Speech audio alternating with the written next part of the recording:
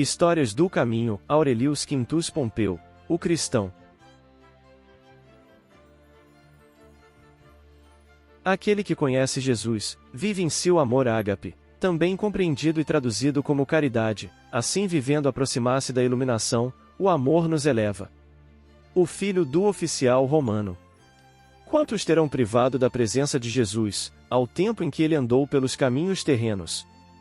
O evangelista João, ao se referir aos ditos e feitos do Mestre, sabiamente assinalou e muitas outras coisas a que fez Jesus, as quais, se escrevessem uma por uma, creio que nem no mundo todo poderiam caber os livros que seria preciso escrever. Pensamos que, igualmente, foram tantas as pessoas que tiveram contato com Jesus, que se beneficiaram de sua palavra, de seus ensinos que, dificilmente, poderemos ter a exata noção de quantas foram. Assim, nas obras espíritas, encontramos preciosas pérolas que nos informam de um ou outro personagem, cuja vida, após o encontro com Jesus, se transformou e cujos feitos altruístas ficaram somente dele conhecidos. Um desses é Aurelius Quintus Pompeu, filho de um modesto oficial da legião romana da Judéia e de uma jovem grega, que ele conhecera e com quem se casara, em Jerusalém. O oficial romano cedo desencarnou, durante uma expedição em que combatia uma dessas rebeliões, tão frequentes na Judéia e na Palestina. Léa, a jovem mãe, ficou com o pequenino Aurelius nos braços, ao sabor de aflitiva pobreza. Temerosa que Roma lhe tomasse o filho, não procurou as autoridades competentes para rogar socorro e passou a trabalhar. Dava lições de grego, tecia colchas e tapeçarias, vendia frutos do seu quintal e doces que fabricava em sua modesta cozinha, enfim, tudo fazia para criar o filho, ensinando-lhe os princípios da boa educação. Quando João, o Batista, iniciou suas pregações em Betabara, no Val do Jordão, a convite de vizinhos que com ela insistiram, Léa foi ouvi-lo.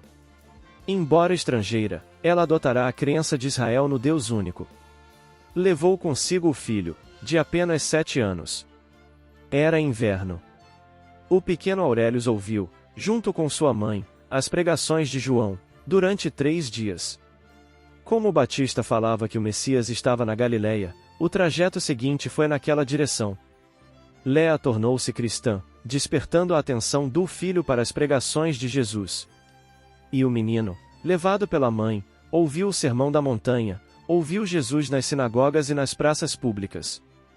Assistiu, maravilhado, a inúmeras curas. Finalmente um dia, a instâncias de sua mãe, foi abençoado pelo Mestre que sobre ele pôs as suas mãos.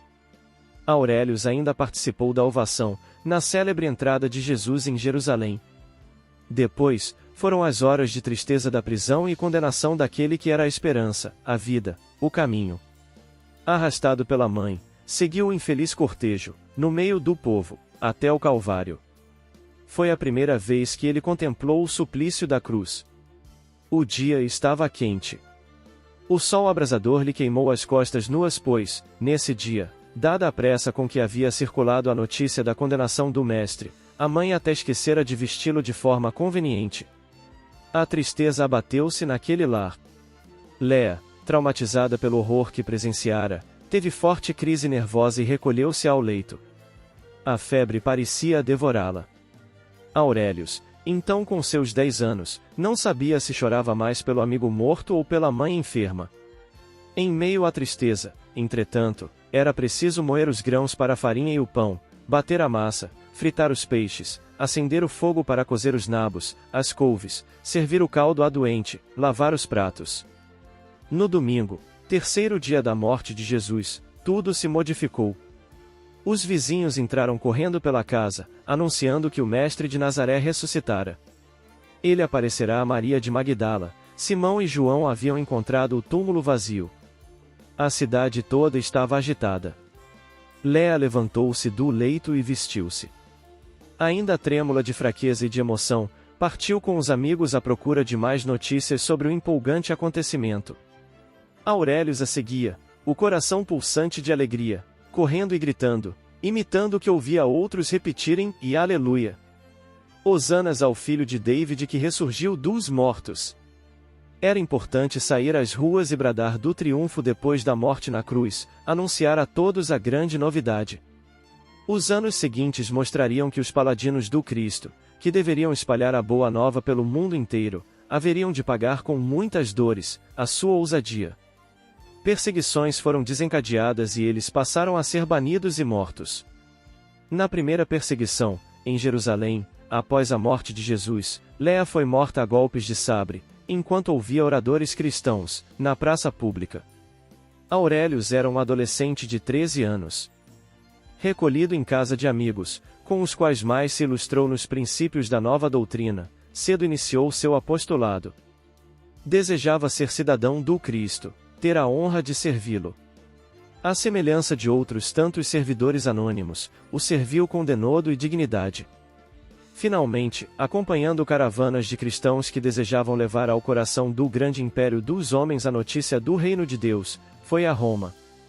Ali, com amor e abnegação, falou do que vira, de Lázaro arrancado das trevas da morte, de Zaqueu conquistado para o reino de Deus, do que presenciara, do que ouvirá. Um dia, com cerca de 40 anos de idade, Aurélio foi preso. A condenação foi a morte num poste do circo de Nero, incinerado, iluminando a noite de loucuras humanas. Sua morte, contudo, foi suave, apesar da atrocidade por parte dos que se transformaram em carrascos de outros homens. Jesus apareceu aos condenados na hora suprema, estendeu-lhes a mão, como costumava fazer em suas prédicas nas praias da Galiléia, e deixou que ouvissem sua voz, reafirmando: Eu sou a ressurreição e a vida. O que crê em mim, ainda que esteja morto, viverá. E todo o que vive, e crê em mim, não morrerá, viverá eternamente. Aos discípulos de Jesus. Discípulo do Mestre, alço o pendão da crença. Traze a noite da vida a sacrossanta esmola. Da paz que balsamiza, auxilia e consola. Expressando no mundo a divina presença. Perdoa a incompreensão e esquece a dor da ofensa. A luta sobre a terra é a nossa grande escola. Conduze a luz do bem, onde a treva se isola. Ama, trabalha e serve, alheio à recompensa. Embora sob a cruz, seja o amor teu exemplo. A força de teu culto é o grande altar do templo. Em que o teu coração se expanda, sirva e brade. Segue, de pés sangrando, a dolorosa via. E além da carne escrava encontrarás, um dia, a vitória da vida, ao sol da eternidade. Amaral Ornelas. Caridade. Nos caminhos claros da inteligência, muitas vezes, as rosas da alegria incompleta produzem os espinhos da dor, mas, nas sendas luminosas da caridade, os espinhos da dor oferecem rosas de perfeita alegria. Onde a mão da caridade não passou, no campo da vida, as pedras e a erva daninha alimentam o deserto e, enquanto não atinge o cérebro, elevando-se do sentimento ao raciocínio, a ciência é simples cálculo que a maldade inclina à destruição.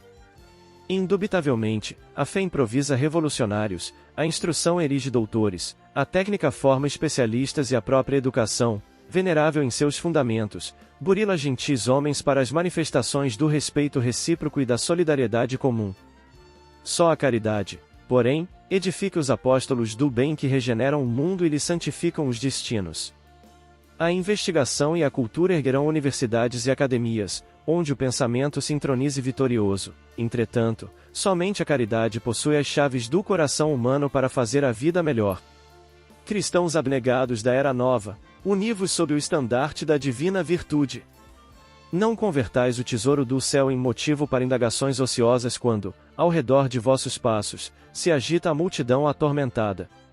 Multiplicai o pão da crença e do reconforto, à frente da turba aflita e esfaimada, porque o Senhor vos renovará os dons de auxiliar, toda vez que o cântaro de vosso esforço trouxer aos mananciais de cima o sublime sinal da caridade benfeitora.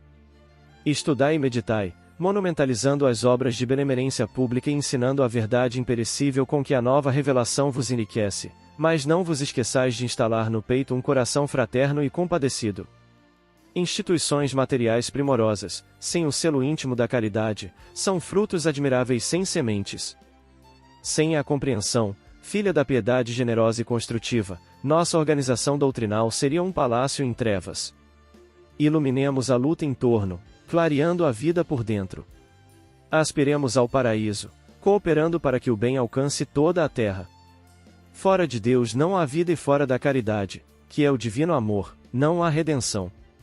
Santa Teresa d'Ávila. Comentários finais.